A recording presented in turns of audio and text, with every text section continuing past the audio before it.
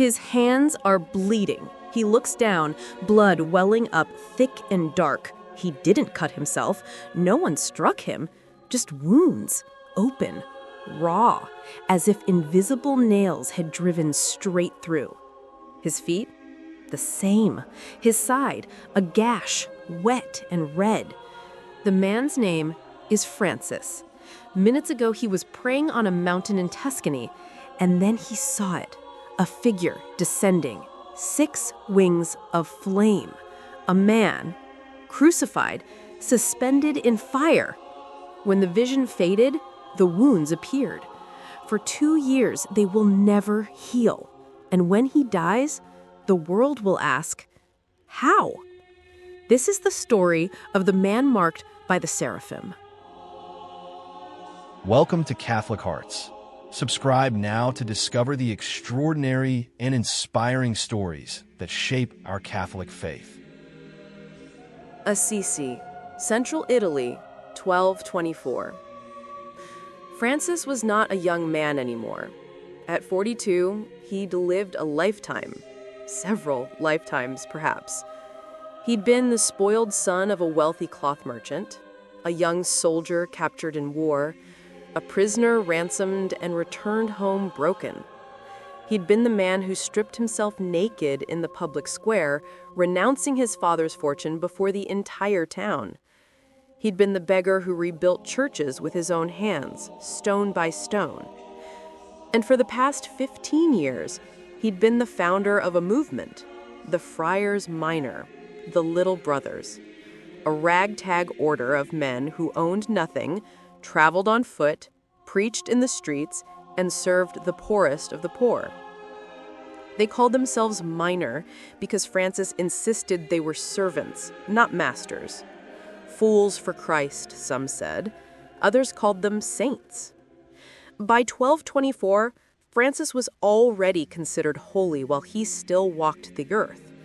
He'd performed miracles, or so people claimed. He'd healed the sick, calmed storms, multiplied food. He'd traveled to Egypt during the Crusades and stood unarmed before the Sultan, attempting to convert him through love rather than the sword. He preached to birds, and the birds had listened. He'd tamed a wolf that terrorized an entire town. But Francis was dying, slowly, painfully. His eyes were ravaged by trachoma, an infection he'd contracted in Egypt. He was nearly blind. His stomach, never strong, caused him constant agony. Headaches tormented him, some believed from malaria, others from sheer exhaustion. He could barely walk. He could barely eat. And so, in early September of 1224, Francis made a decision. He would retreat, one final time. Monte Laverna rises sharply from the Tuscan countryside, a rugged mountain crowned with rock and forest. Years earlier, a nobleman named Count Orlando had given it to Francis as a gift, a place where the brothers could find solitude and prayer. Now, in September 1224, Francis returned to it. He brought only a handful of companions: Brother Leo, his confessor and closest friend, Brother Angelo, Brother Illuminato, a few others. They carried him part of the way. Francis could no longer walk long distances.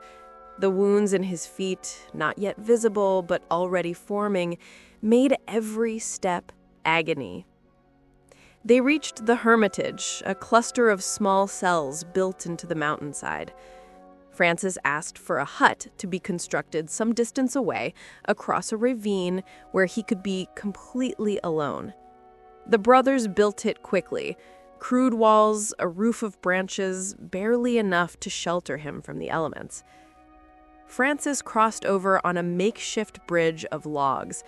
He told the brothers not to disturb him except to bring him a little bread and water once a day. He was beginning a fast, 40 days, in imitation of Christ's 40 days in the wilderness. It was September 14, the feast of the exaltation of the Holy Cross.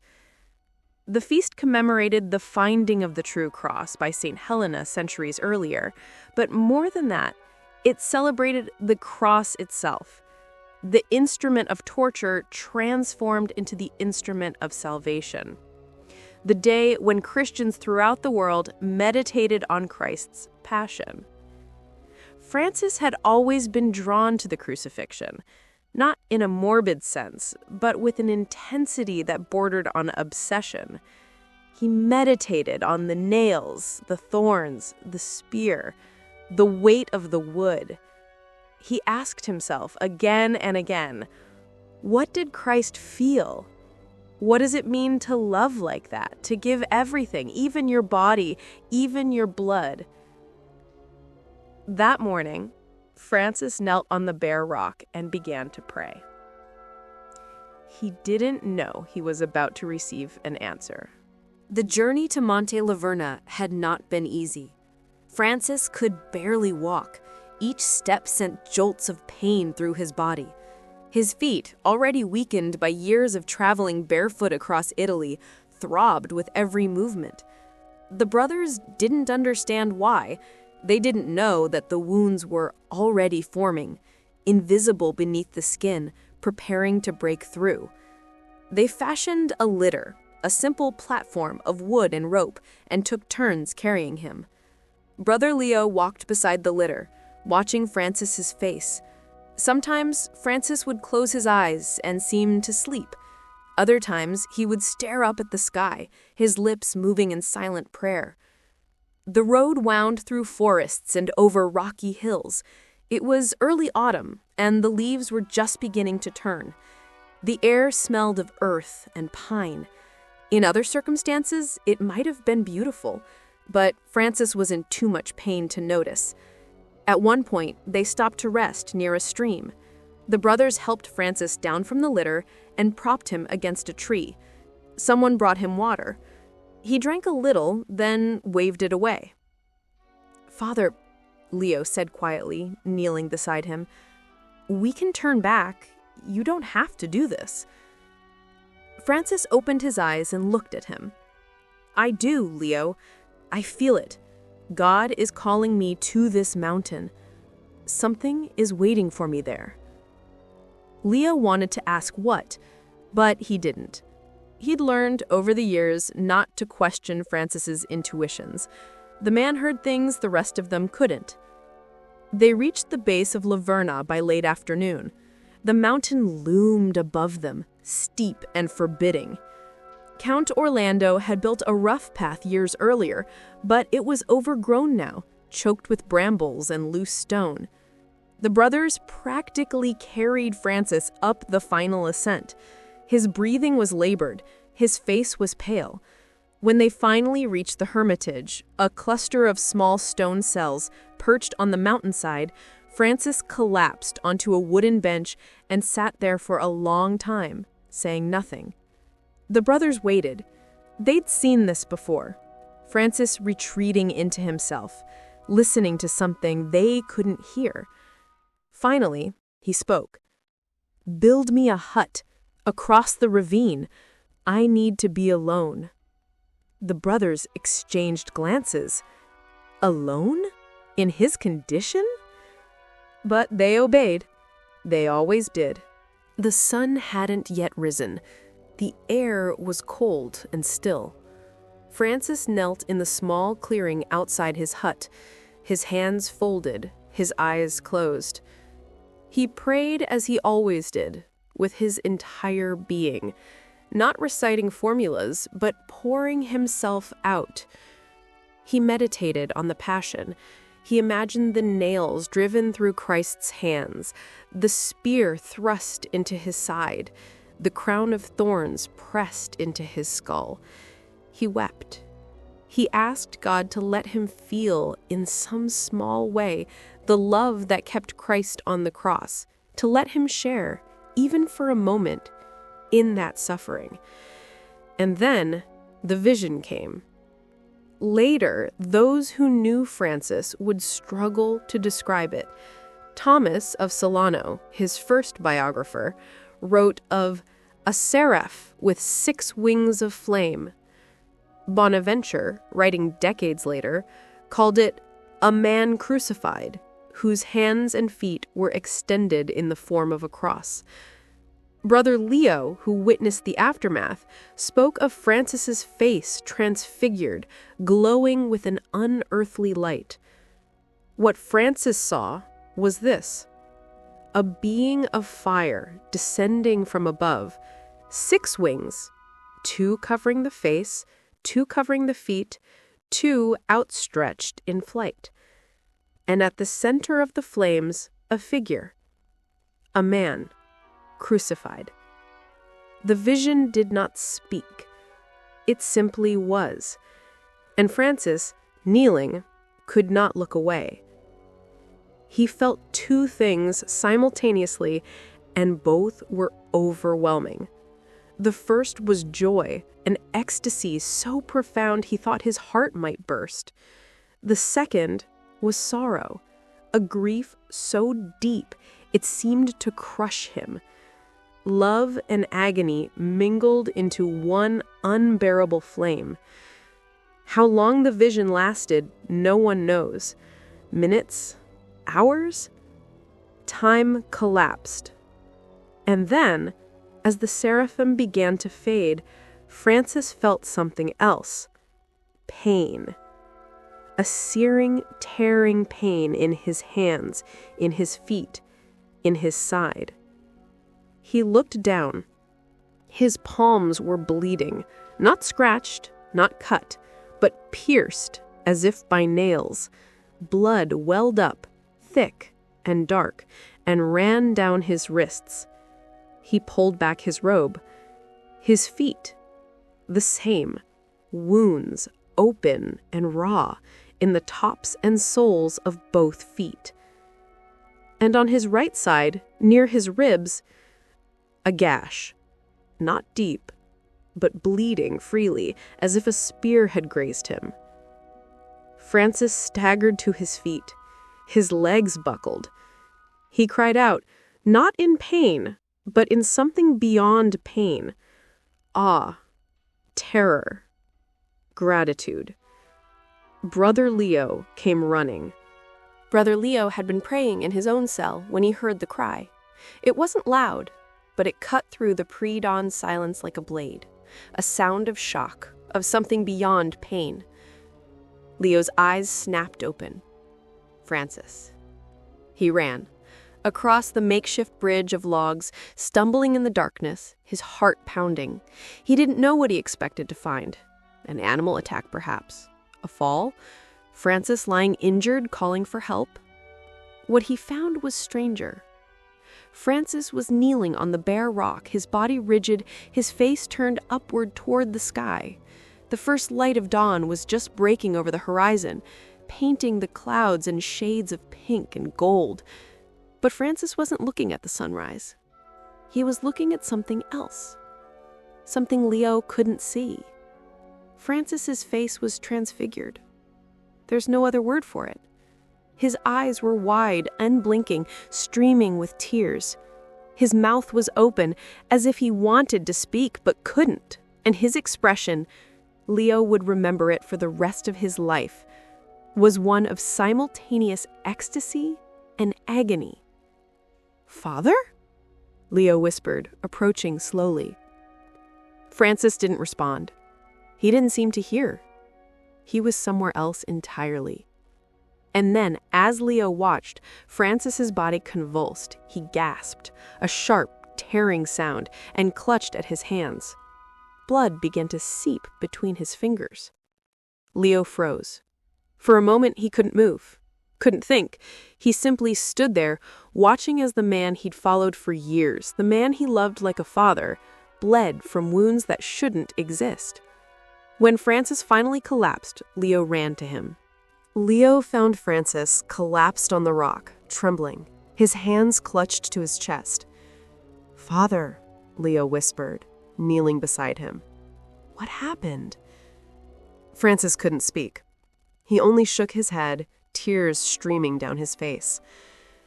Leo reached for Francis's hands, and Francis pulled them away. But it was too late. Leo had seen. The wounds. The blood. My God, Leo breathed. Francis finally found his voice. You must tell no one. Leo stared at him, uncomprehending. No one, Leo. Do you understand? Swear it. Leo swore. Together, they wrapped the wounds in strips of cloth torn from Francis's habit. They bound his hands, his feet, the gash in his side. Francis winced with every movement, but he said nothing. When they finished, he stood, shakily, painfully, and walked back to the hermitage. Over the next days and weeks, the wounds did not heal. They bled constantly, soaking through the bandages. He had to change them multiple times a day. The pain was relentless. His hands throbbed. His feet burned. Every step was agony. But worse than the pain was the burden of secrecy. Francis didn't want anyone to know. He feared that if word spread, people would venerate him, praise him, call him holy. And Francis had spent his entire life trying to be small, to be nothing. He was terrified of pride, terrified of becoming a spectacle. So he hid the wounds. He kept his hands tucked into his sleeves. He wrapped his feet tightly before putting on his sandals, though most days he couldn't walk at all and had to be carried.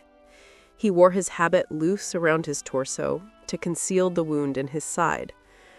Only a handful of brothers knew. Leo, of course, and a few others who'd seen the blood, the bandages, the way Francis flinched when anyone touched him. But they kept his secret, out of love, out of obedience. Still, the wounds had consequences Francis couldn't hide.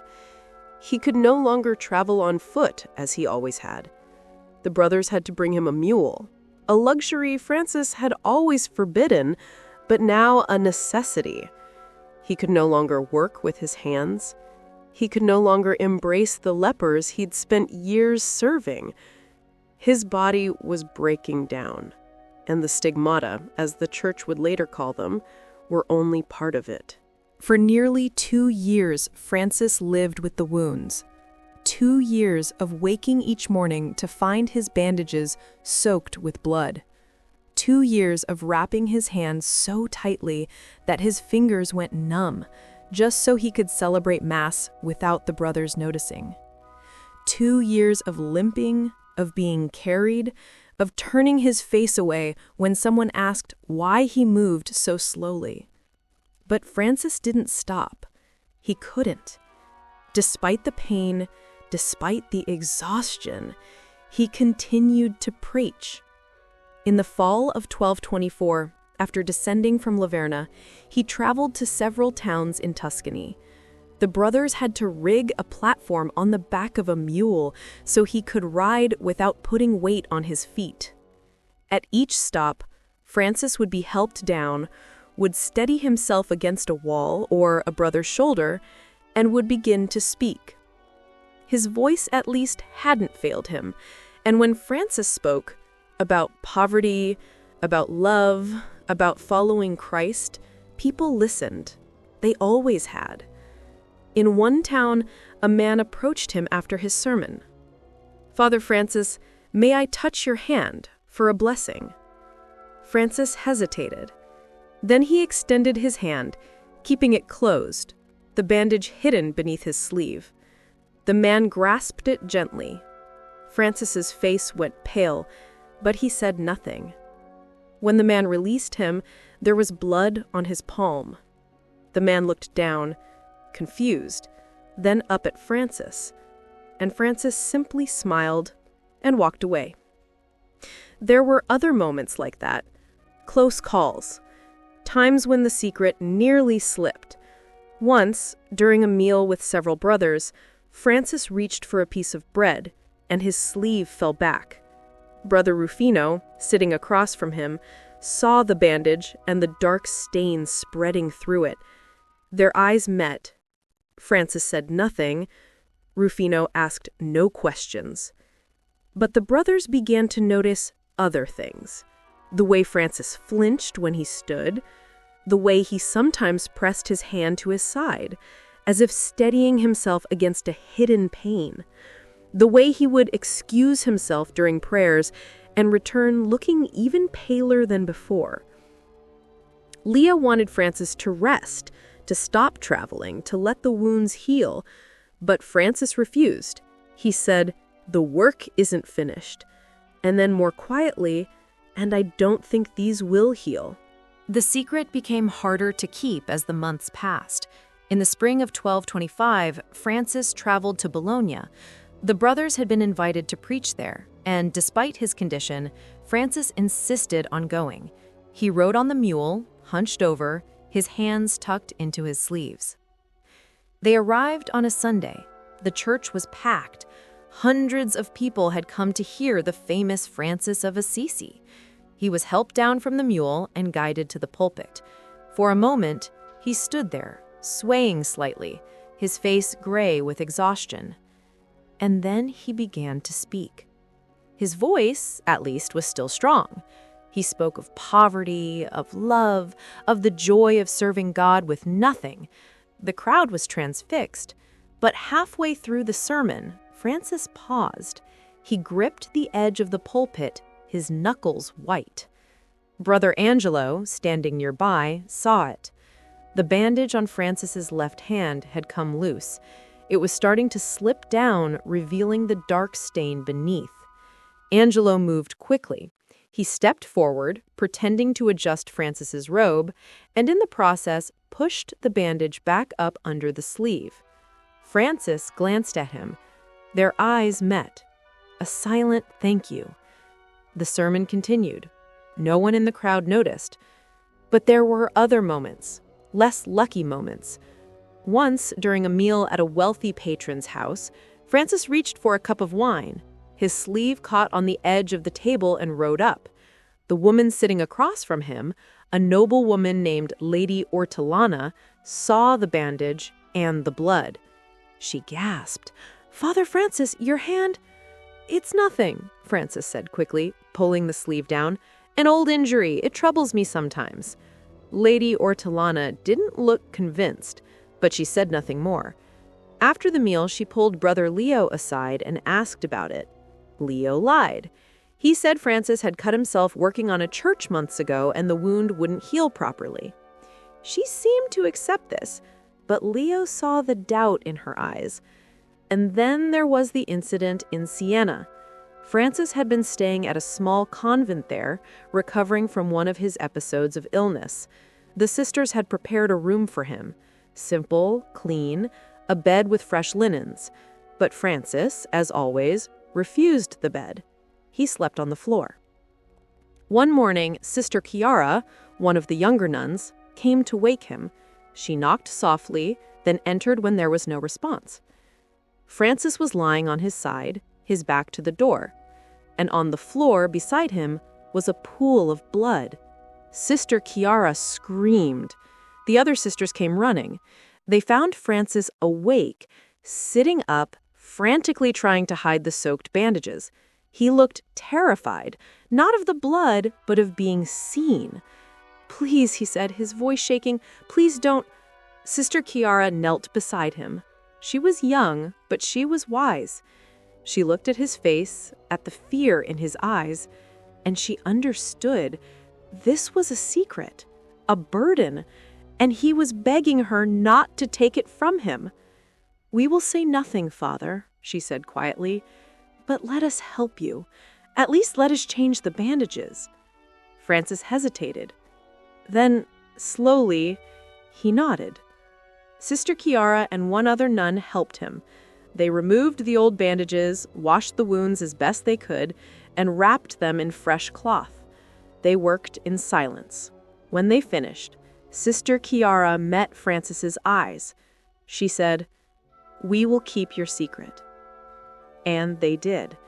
For the rest of his life, those two sisters never spoke of what they saw. But with each passing month, there were more people who knew or suspected. The circle of secrecy was widening, And Francis knew it was only a matter of time before the truth came out.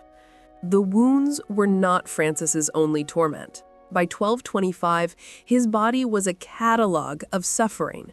His eyes, infected years earlier during a mission to Egypt, had grown steadily worse. The trachoma had scarred his corneas. He could see light and shadow, but little else. The world was a blur. His stomach, always fragile, had deteriorated to the point where he could barely eat. Bread and water were sometimes too much. He vomited frequently. The pain was constant. And then there were the headaches. Splitting, blinding pain that came in waves and left him unable to move, unable to think. Some historians believe he'd contracted malaria in Egypt. Others think the headaches were simply the result of years of fasting, exposure, and exhaustion. Now, with the stigmata, every day was a via crucis, a way of the cross. Francis spent much of 1225 under the care of Clare, the woman who'd been his first female follower and had founded the Poor Clares, the Franciscan order for women. She'd set up a small infirmary at the convent of San Damiano, the church Francis had rebuilt with his own hands years before. Clare and the sisters tried to ease his suffering. They bathed his wounds. They prepared soft foods he might be able to keep down. They prayed over him.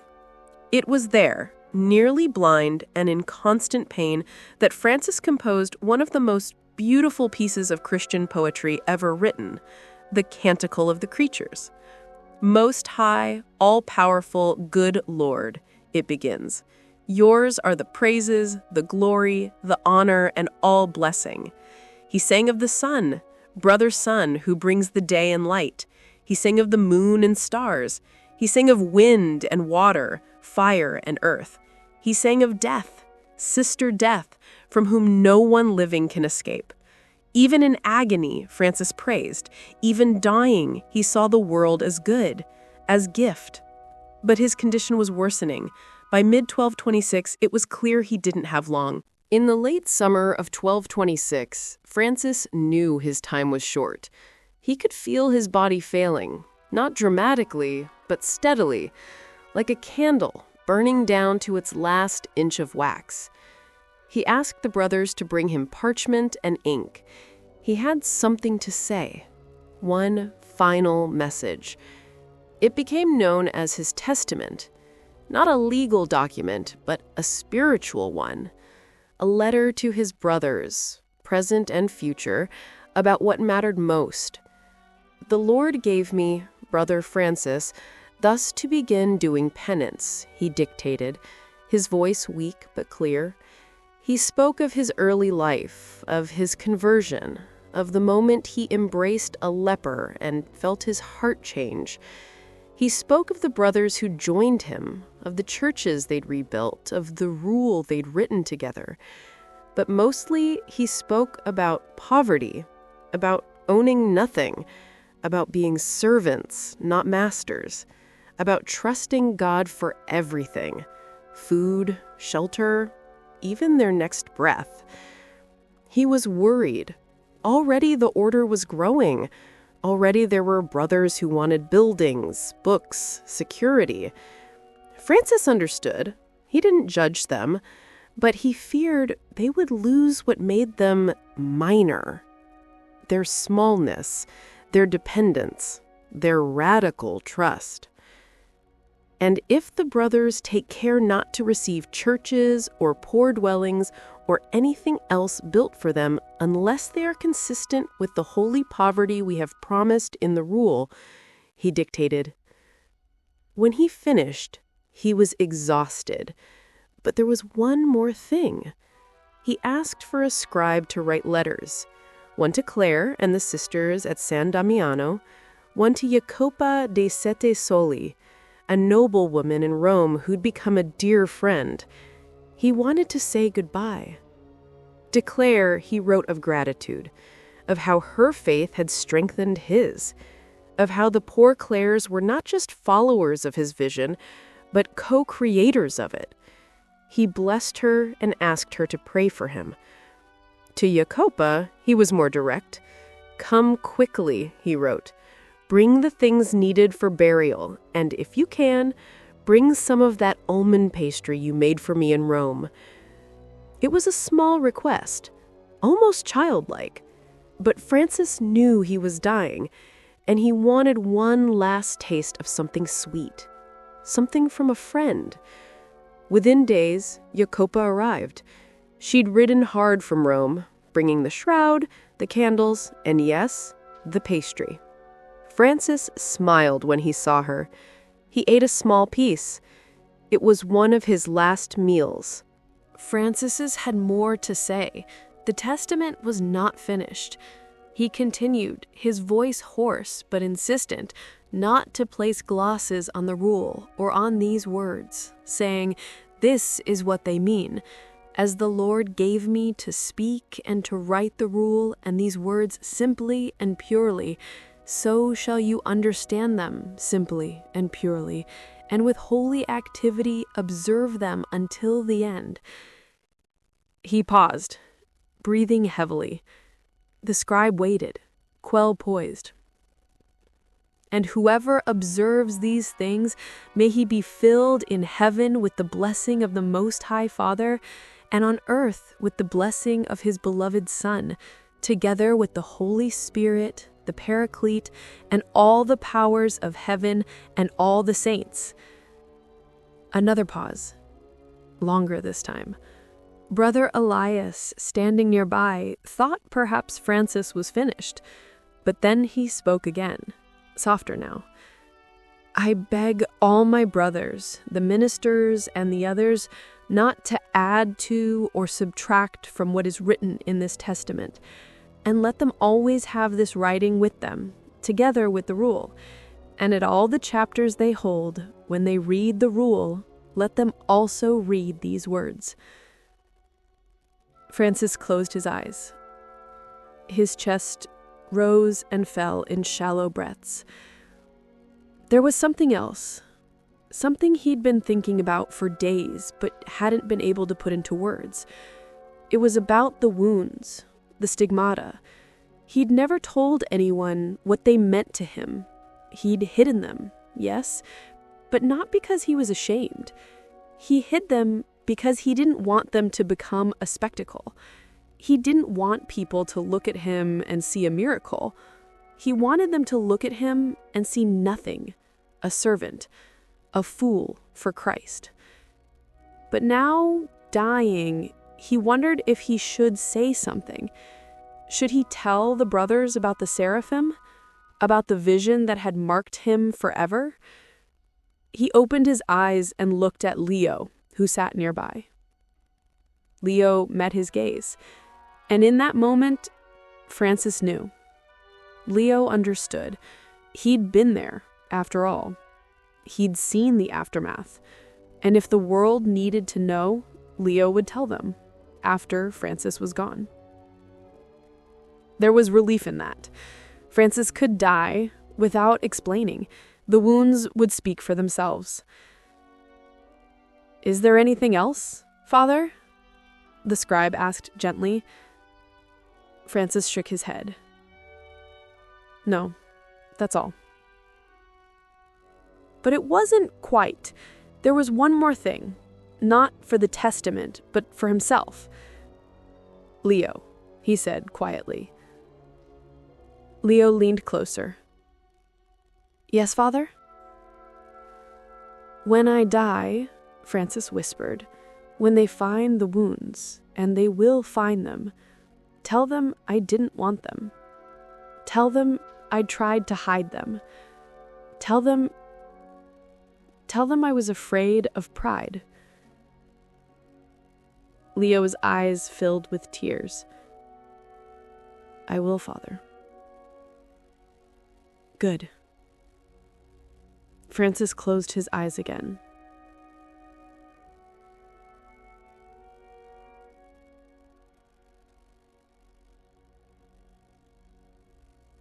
On October 3rd, 1226, as the sun began to set, Francis asked to be carried to Port Ciancala, the tiny chapel where his order had been born, where he'd first gathered his brothers, where it had all begun.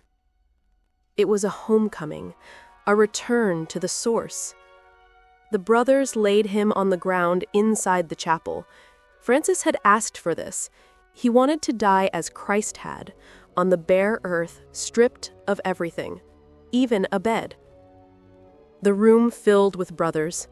Leo was there, of course, and Elias, who had become the leader of the order. Angelo, Illuminato, Rufino, Maceo, Juniper, all the brothers who'd walked with him, prayed with him, laughed with him over the years.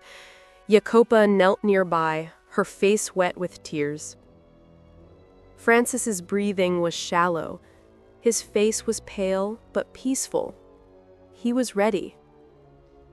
"Read to me," he whispered. Leo opened the Gospel of John. He read from the 13th chapter, the account of the Last Supper. Before the feast of Passover, Jesus knew that his hour had come to pass from this world to the Father. Having loved his own who were in the world, he loved them to the end. Francis closed his eyes. He mouthed the words along with Leo. He'd heard this passage hundreds of times. He'd meditated on it, prayed it, tried to live it. When Leo finished, Francis opened his eyes one last time. He looked at each brother, his gaze resting on them for a moment. Then he spoke, his voice barely audible. "I have done what was mine to do. May Christ teach you what is yours."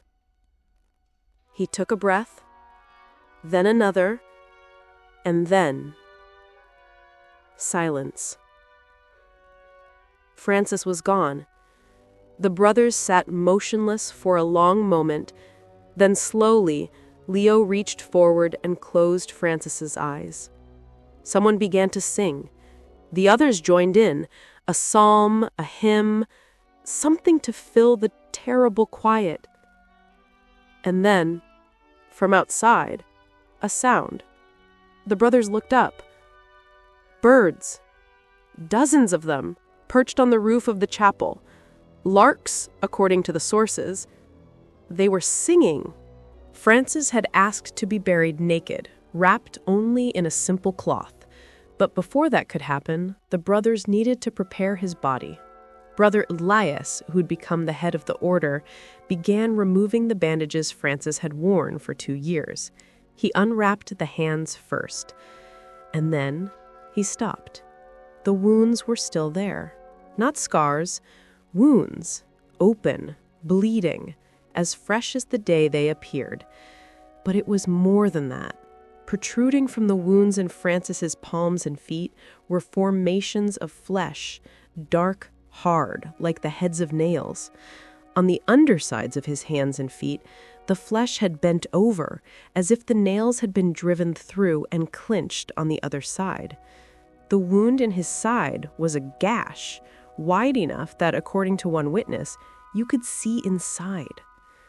Elias called the others. The brothers came. They touched the wounds, examined them, wept over them. Word spread quickly. Nobles, clergy, townspeople all came to see. The body was laid out in the church of San Giorgio for public viewing. Dozens witnessed the stigmata. Their testimonies were recorded. Claire sent her sisters to confirm what they had suspected but never been allowed to see. Doctors examined the bodies, searching for signs of fraud or self-infliction. They found none. The wounds were real, inexplicable, unprecedented. Francis was the first. In the entire history of Christianity, no one had ever borne the wounds of Christ in their flesh. Saints had experienced visions, ecstasies, mystical unions. But this was a physical mark, visible, verifiable. The church moved quickly. Less than 2 years later, on July 16th, 1228, Pope Gregory IX traveled personally to Assisi to canonize Francis. He declared him a saint before a massive crowd. He called the stigmata proof of Francis's holiness, a sign from God that this man had become, in the fullest sense, an imitatio Christi, an imitation of Christ. A new basilica was commissioned. It was completed in 1230, and Francis's body was transferred there with great ceremony. The basilica was decorated by the greatest artists of the age. Giotto covered the walls with frescoes depicting Francis's life, his renunciation, his miracles, his stigmatization. The image of Francis receiving the wounds on Monte Laverna became iconic. It was painted, carved, embroidered onto vestments, etched into stained glass. For 8 centuries, it has remained one of the most recognizable scenes in Christian art. But the questions remain. What were the stigmata? How did they appear? Were they a miracle? A psychological phenomenon?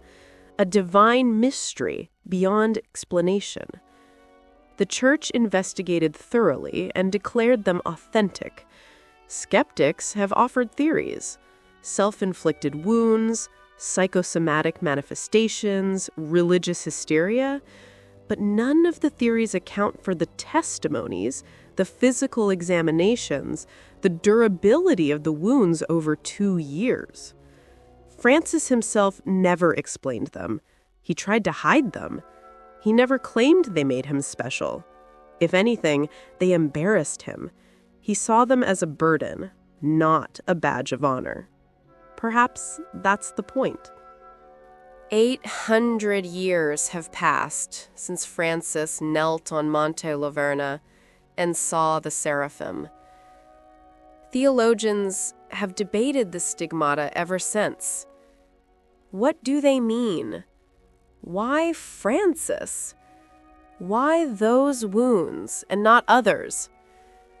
Some say the stigmata were God's seal of approval, a confirmation that Francis had achieved perfect union with Christ. Others say they were a final test, a sharing in Christ's suffering that completed Francis's journey of poverty and humility. Still others suggest they were simply beyond human understanding, a mystery not meant to be solved, only contemplated.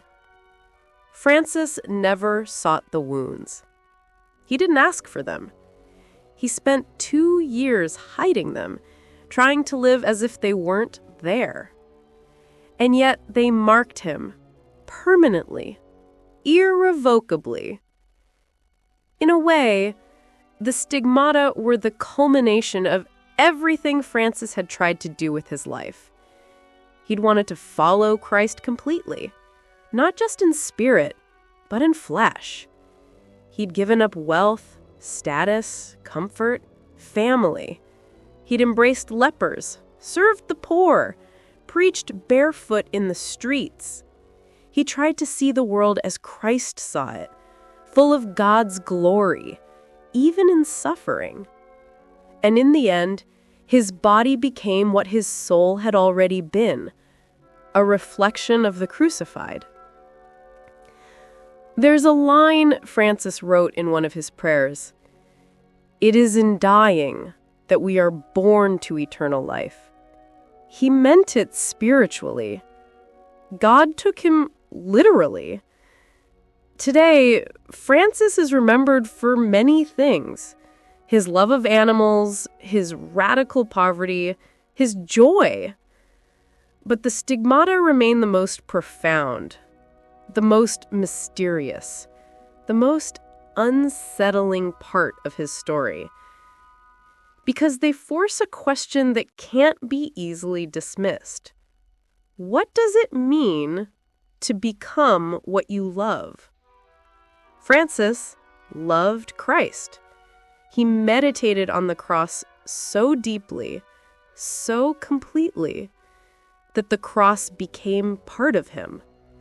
The wounds weren't a reward, they were a union. And perhaps that's the invitation the stigmata still offer: not to seek suffering for its own sake, but to ask what it means to give yourself so entirely to something, to someone, that you are transformed. Francis was marked by the Seraphim, but in truth, he'd been marked long before. The vision on Monte Laverna only made visible what had already happened in his heart.